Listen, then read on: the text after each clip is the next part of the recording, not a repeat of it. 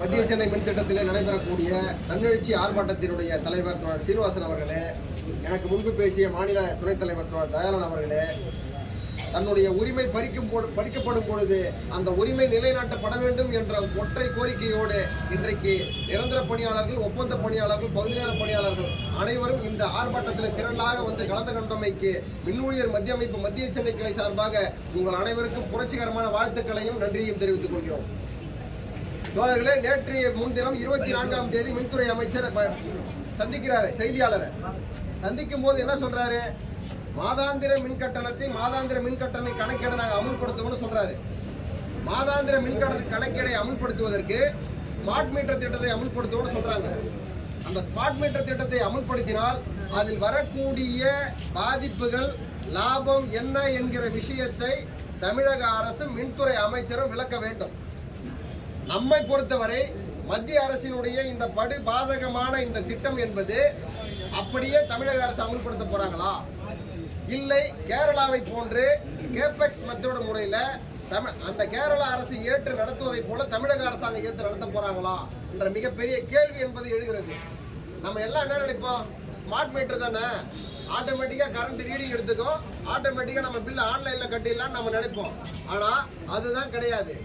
இன்னைக்கு இருக்கக்கூடிய மின் மீட்டர் மின்சார வாரியத்தினுடைய கடன் இன்றைய நிலைமையில எவ்வளவு? 1,80,000 கோடி. ஆனால் இந்த திட்டத்தை அமல்படுத்தினா கூடுதலா எவ்வளவு செலவாகும்? தோராயமாக 1,00,000 கோடி செலவாகும்னு சொல்றாங்க. ஏற்கனவே 1 கோடி மின் நுகர்வோர்களுக்கு மின் கட்டணமே இல்லை. 100 யூனிட் இலவச மின்சாரத்தை தமிழக அரசாங்கம் கொடுத்துக்கிட்டு இருக்குது. இந்த திட்டத்தை அமல்படுத்தினா காலி பணியிடங்கள் ஏற்கனவே 60,000 காலி பணியிடங்கள் இன்றைக்கு இருந்து கொண்டிருக்கிறது. தமிழ்நாட்டில் படித்த இளைஞர்கள் 6 லட்சம் இளைஞர்கள் வேலை வாய்ப்பு அலுவலகத்தில் பதிவு செய்து அரசு வேலை கிடைக்கும் என்று கனவோடு எதிர்பார்த்துட்டு இருக்கிறான். மின்சார வாரியத்தில் 10,000க்கும் மேற்பட்ட ஒப்பந்த தொழிலாளர்கள் கிட்டத்தட்ட 15 ஆண்டுகளுக்கு மேலாக ஒப்பந்த தொழிலாளியாகவே இன்றைக்கு வரைக்கும் வேலை செய்து தினந்தோறும் காக்கா குருவியை போல செத்து மடிச்சுக்கிட்டு இருக்கிறான். இப்போ எல்லாம் என்ன நினைக்கிறாங்க? நாங்களும் பணி நிரந்தரம் பெறுவோம், நாங்களும் ஒரு அரசு ஊழியராக மாறுவோம். விடியல் அரசு ஆட்சிக்கு வருவதற்கு முன்பு தேர்தல் வாக்குறுதி கொடுத்திருக்கிறாங்க. கண்டிப்பாக கலைஞருடைய ஆட்சி, விடியல் ஆட்சி நம்மளை நிரந்தரம் பண்ணுவாங்கன்ற கனவோட வேலைக்கு சேர்ந்த தொழிலாளர்களுக்கு எல்லாருக்கும் அமைச்சருடைய பேட்டி என்பது எப்படி இருக்கிறது? நெத்தியில பெரிய நாமத்தை போட்ட மாதிரி இருக்குது. என்ன சொல்றாரு? ஒப்பந்ததாரரிடம் வேலை செய்யறாங்க, மின்சார வாரியத்தில் நேரடியாக வேலை செய்யலன்னு சொல்றாரு. ஒப்பந்ததாரரிடம் வேலை செய்யக்கூடிய பணியாளர் இன்றைக்கு வர்தா புயல், கஜா புயல், சென்னை பெருவெள்ளம், இப்பொழுது வந்துட்டு போன இந்த புயல் நிக்ஜாம் புயல், இதெல்லாம் யார் வேலை செஞ்சாங்க? ஒப்பந்த தொழிலாளி வேலை செஞ்சான். ஒரு பிரிவில் வேலை செய்யக்கூடிய அலுவலர் குறைந்தபட்சம் 40 பணியாளர் வேலை செய்யணும். எத்தனை தொழிலாளி வேலை செய்யறான்? 4 தொழிலாளி வேலை செய்யறான். ஒவ்வொரு வீட்டிலையும் மின் கணக்கீடு எடுப்பதற்கு கணக்கீட்டாளர்கள் மொத்தம் 13,000 பதவி. 13,000 பதவியில எத்தனை பேர் வேலை செய்யறாங்க? வெறும் 6,000 பேர் வேலை செய்யறாங்க.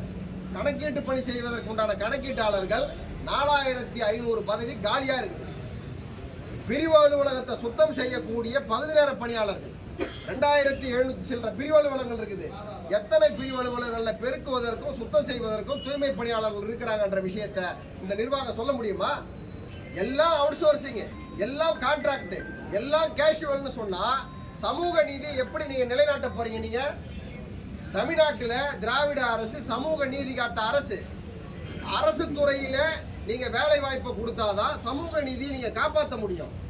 எல்லாத்தையும் கான்ட்ராக்டுக்கும் கேஷுவல் லேபருக்கும் நீங்க ஒப்பந்த முறையில் நீங்க அனௌன்ஸ் பண்ணீங்கன்னா சமூக நீதியை எப்படி நீங்க காப்பாற்ற போறீங்கன்ற விஷயத்தை தான் நாங்கள் இங்க கேட்கிறோம். இந்த ஸ்மார்ட் மீட்டர் திட்டத்தில் இருக்கக்கூடிய படு பாதகமான அம்சங்களை மத்திய அரசு திணிச்சிருக்குது. இதை அமல்படுத்தினாங்கன்னா ஒட்டுமொத்தமாக இருக்கக்கூடிய இளைஞர்களுக்கு இந்த வேலை வாய்ப்பு ஒழியும். இருக்கக்கூடிய வேலையாட்களே எவ்வளவு பேர்? 20,000 பேரை வீட்டுக்கு அனுப்ப வேண்டிய சூழல் என்பது உருவாக இந்த திட்டத்தை அமல்படுத்தலாம். அதற்காகத்தான் தமிழகத்தில் இன்றைக்கு மத்திய சென்னையில் முன்னெடுப்பாக முதலாக நாம் இந்த கண்டன ஆர்ப்பாட்டத்தை நடத்தியிருக்கிறோம். வந்திருக்கக்கூடிய தோழர்களுக்கு அடுத்த கட்ட இயக்கத்தை நாம் அறிவிப்போம். இன்றைக்கு மத்திய சென்னை மின் திட்டத்தில் ஒரு எச்சரிக்கை நாங்கள் விடுக்கிறோம். மத்திய சென்னை மின் திட்டத்தில் பணிபுரியக்கூடிய ஊழியர்களில் 30% தான் நிரந்தர தொழிலாளர் பணிபுரிகிறோம். ஒப்பந்த தொழிலாளர்களாக என்னுடைய உயிர் தோழர்கள் எல்லோரும் ரத்தத்தை சிந்தி இன்னைக்கு வேலை செஞ்சுக்கிட்டு இருக்கிறாங்க. இவர்களுக்கு பணி நிரந்தரம் அடையாளம் கண்டு தினக்கூலி வழங்குவதற்கு இந்த நிர்வாகம் மறுத்தால் அடுத்த கட்ட இயக்கத்திற்கு சென்று மத்திய சென்னையில ஒரு பிரிவுல கூட ஒப்பந்த தொழிலாளி வேலை செய்யாம எல்லாருக்கும் உட்காரக்கூடிய நிலையை உருவாக்குவோம். அதற்கு இந்த ஆர்ப்பாட்டம் என்பது முன்னுதாரணமாக இருக்கும் என்பதை சொல்லிக்கிறேன். இந்த வகையில் இன்றைக்கு